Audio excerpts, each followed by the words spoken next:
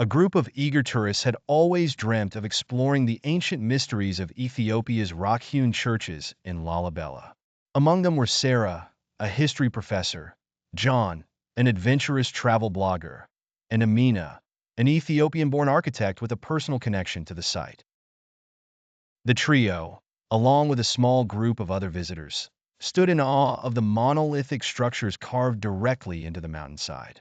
Their guide, an old man with wary eyes, warned them not to touch certain worn stones marked with cryptic symbols.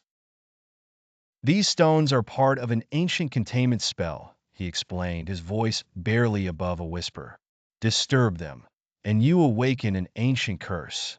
The group chuckled nervously, thinking it was all folklore meant to spice up the tour.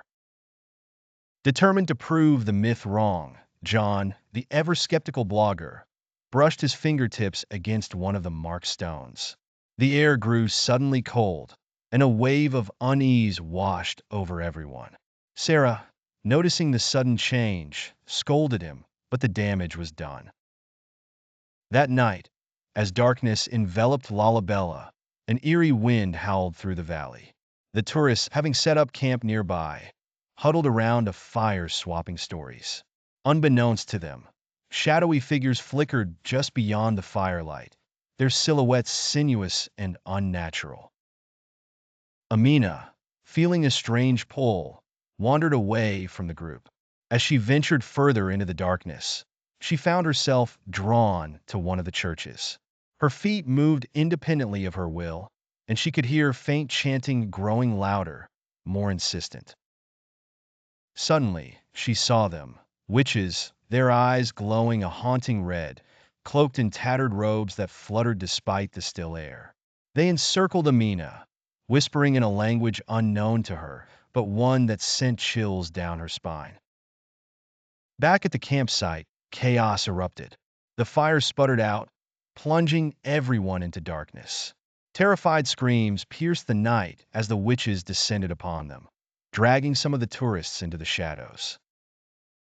John and Sarah, realizing the extent of their folly, searched frantically for Amina. They found her at the church, standing motionless among the witches. Desperation overtook John. He grabbed a nearby rock, a part of the church structure, and attempted to reverse what he had done. But it was no use. The witches were ancient and powerful, unable to be banished so easily. Amina turned to Sarah, her eyes now glowing like the witches. "You should have listened," she whispered in a voice that was not her own. The witches' chant reached a fever pitch, and the ground trembled. The churches of Lalibela, silent witnesses to countless generations, now served as the stage for a horrific revival. By dawn, only whispers remained, tales of yet another group lost to the ancient curse of Lalibela. The site retained its sacred silence, but now it carried an even darker allure for those foolish enough to seek its hidden truths.